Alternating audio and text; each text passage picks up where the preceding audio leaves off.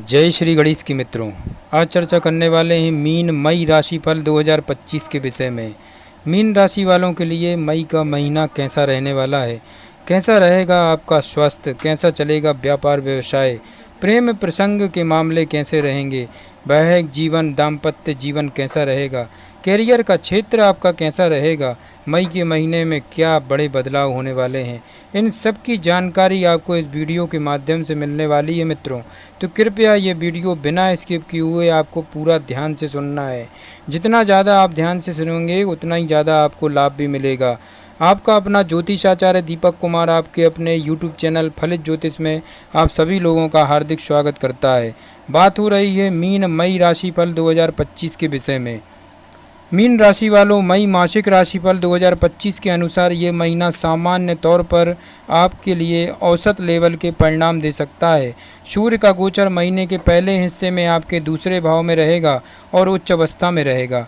सामान्य तौर पर सूर्य के गोचर को दूसरे भाव में अच्छा नहीं माना जाता है, लेकिन महीने के दूसरे हिस्से में सूर्य का गोचर आपकी जन्म कुंडली के तीसरे भाव में रहेगा, जो आपको अनुकूल परिणाम देना चाहेगा। मंगल का गोचर पूरे महीने पाँचवें भाव में रहने वाला है। यह अनुकूल स्थिति नहीं मानी जाएगी मित्रों। मीन राशि वालों, बुध ग्रह का गोचर महीने की शुरुआती सप्ताह में प्रथम भाव में रहेगा तथा 7 मई से लेकर 23 मई तक दूसरे भाव में रहेगा। इसके बाद तीसरे भाव में रहेगा मित्रों, यानी कि अधिकांश समय बुध आपको अनुकूल परिणाम देना चाहेगा। बृहस्पति का गोचर इस महीने क्रमांशः तीसरे और चौथे भाव में रहेगा।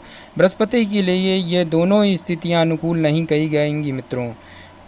शुक्र का गोचर लगभग पूरे महीने ही अनुकूल परिणाम देता हुआ प्रतीत हो रहा है। शनि का गोचर आपके लिए पहले भाव में अपने ही नक्षत्र में रहेगा मित्रों, अतः शनि से अनुकूल परिणामों की उम्मीद नहीं की जा सकती है।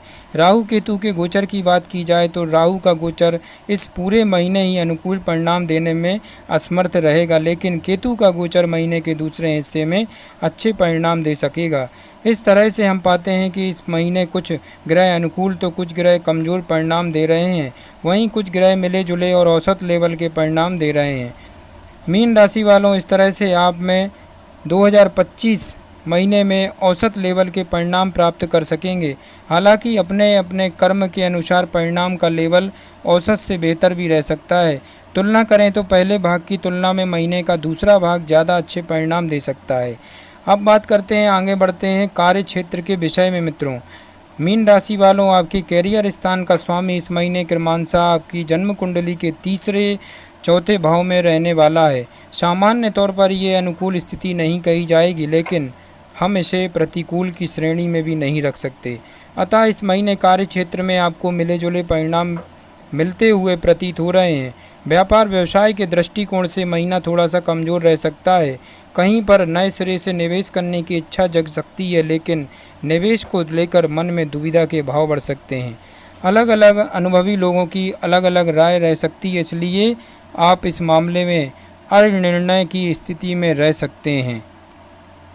बेहतर होगा मीन राशि वालों, अभी नए निवेश को कुछ दिनों के लिए पोस्टपोन कर दिया जाए। वहीं नौकरी पेशा लोगों के लिए महीना मिले जुले परिणाम देना शुरू कर देगा। महीने के पहले हिस्से में आपको औसत से बेहतर लेवल के परिणाम मिल सकते हैं, तो वहीं महीने के दूसरे हिस्से में परिणाम काफ़ी अच्छे रह सकते हैं। स्थानांतरण इत्यादि के लिए की गई कोशिश महीने के दूसरे हिस्से में अच्छे परिणाम दे सकती है मित्रों। मीन राशि वालों, बात करते हैं आर्थिक स्थिति के विषय में। मई मासिक राशिफल 2025 के अनुसार आर्थिक मामले की बात करें तो इस महीने आपके लाभ भाव के स्वामी शनि प्रथम भाव में अपने ही नक्षत्र में रहने वाले हैं। सामान्य तौर पर ये अनुकूल स्थिति नहीं कही जाएगी, लेकिन लाभ भाव का प्रथम भाव से कनेक्शन मेहनत के अनुरूप कम ही सही पर कुछ ना कुछ लाभ करवाता रहेगा। यानी कि लाभ भाव का स्वामी कोई बहुत बड़ी उपलब्धि नहीं दिलाएगा, लेकिन ऐसा भी नहीं है कि वह सब कुछ बाधित करेगा। आप अपनी मेहनत का लगभग आधा हिस्सा प्राप्त करने में कामयाब रहेंगे। हालांकि शनि ग्रह न्याय के ग्रह माने जाते हैं, अतः देर सवेर आपकी यह मेहनत अपना फल देगी, परंतु तात्कालिक रूप से मेहनत के अनुरूप लाभ कम मिल सकता है। हालांकि महीने के पहले हिस्से में बृहस्पति आपके लाभ भाव को देखते रहेंगे, साथ ही साथ मंगल ग्रह भी पूरे महीने आपके लाभ भाव को देखेंगे। यहाँ से आवश्यकता के अनुसार लाभ मिलने की संभावना है, प्रतीत हो रही है, अर्थात आपकी ज़रूरतें पूरी होती रहेंगी। इन सभी ग्रह स्थितियों को मिलाकर देखें तो मेहनत के अनुरूप कम ही सही लेकिन लाभ मिलता रहेगा। धन स्थान का स्वामी मंगल ग्रह इस महीने नीच अवस्था में रहेगा, जो धन संचय में परेशानियां उत्पन्न कर सकता है। अर्थात इस महीने होने वाली कमाई का कुछ हिस्सा बचाने के लिए भी आपको बहुत अधिक मेहनत करनी पड़ सकती है। महीने के पहले हिस्से में सूर्य का गोचर भी दूसरे भाव में रहेगा, जो इस बात का संकेत कर रहा है इस महीने विशेषकर महीने के पहले हिस्से में धन बचना बड़ा मुश्किल होगा। धन का कारक ग्रह बृहस्पति भी इस महीने औसत लेवल के परिणाम देता हुआ प्रतीत हो रहा है। इस तरह सभी ग्रह स्थितियों को मिलाकर देखने पर हम पाते हैं कि लाभ के मामले में यह महीना औसत लेवल के परिणाम दे सकता है, तो वहीं बचत के मामले में महीना कुछ हद तक कमज़ोर रह सकता है। मित्रों, मीन राशि वालों, बात करते हैं स्वास्थ्य के संबंध में। स्वास्थ्य के दृष्टिकोण से मई का महीना आपको औसत लेवल के परिणाम दे सकता है। महीने के पहले हिस्से में आपके पहले भाव में राहु, केतु और शनि जैसे ग्रहों का प्रभाव रहेगा, जो स्वास्थ्य में प्रतिकूलता देने का काम कर सकते हैं। हालांकि महीने के दूसरे हिस्से में राहु केतु का प्रभाव आपके पहले भाव में समाप्त हो जाएगा। बुध का गोचर भी 7 मई के बाद अनुकूल परिणाम देना चाहेगा। वहीं आरोग्यता के कारक ग्रह सूर्य का गोचर महीने के दूसरे हिस्से में आपके स्वास्थ्य के लिए पूरी तरह से सपोर्ट करता हुआ देखा जा सकेगा। ये सभी स्थितियां इस बात का संकेत कर रही हैं कि महीने का पहला हिस्सा स्वास्थ्य के लिए कमज़ोर परिणाम दे सकता है, जबकि दूसरे हिस्से में आपको काफ़ी राहत मिल सकती है। भले ही शनि का गोचर लगातार आपके पहले भाव में बना रहे, लेकिन राहु, केतु और सूर्य के द्वारा आपको नकारात्मकता नहीं मिलेगी। फलस्वरूप आप स्वास्थ्य के प्रति जागरूक रहकर अपने स्वास्थ्य को बेहतर रख सकेंगे। हालांकि मंगल का गोचर पूरे महीने आपकी जन्म कुंडली के पंचम भाव में रहेगा, जो पेट से संबंधित परेशानियां दे सकता है। अपच या एसिडिटी इत्यादि की शिकायतें भी रह सकती हैं। कुछ लोगों को आंखों में जलन इत्यादि की शिकायतें भी देखने को मिल सकती हैं, लेकिन कोई बड़ी परेशानी नहीं आएगी। खाने का तात्पर्य की बात करें तो महीने स्वास्थ्य के प्रति पूरी तरह से जागरूक रहते हुए आप स्वास्थ्य को मेंटेन कर सकेंगे। विशेषकर महीने का दूसरा हिस्सा स्वास्थ्य के लिए काफ़ी हद तक अनुकूल रह सकता है। मित्रों, अब बात करते हैं मीन राशि वालों प्रेम व वैवाहिक जीवन के विषय में। मई के महीने के लिए यदि आपके प्रेम संबंध की बात की जाए तो इस महीने नीच अवस्था में मंगल का गोचर आपके पंचम भाव में बना रहेगा, जो प्रेम संबंधों में कुछ गलतफहमियां या परेशानियां देने का काम कर सकता है।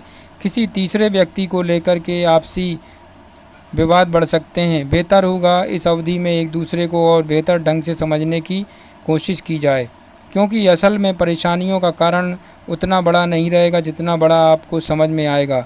आपके लव पार्टनर का भाई या कोई करीबी व्यक्ति भी आपके प्रेम संबंधों में दरार डालने का काम कर सकता है।